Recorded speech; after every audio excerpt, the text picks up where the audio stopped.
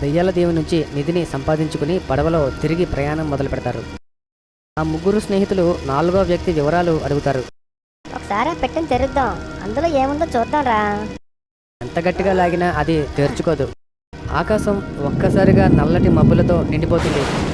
ఉరుములు మెరుపులతో వర్షం మొదలవుతుంది. ఇది ఏదో అపాయానికి సంకేతంలా ఉంది. రాత్రి అవుతుంది.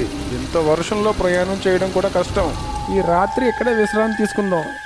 ముందు ముందు ఎన్ని ప్రమాదాలు పొంచి ఉన్నాయో.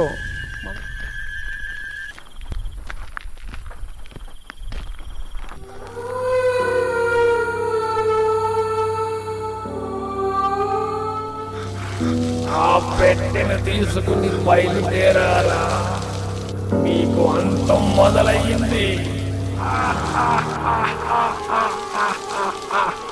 మీ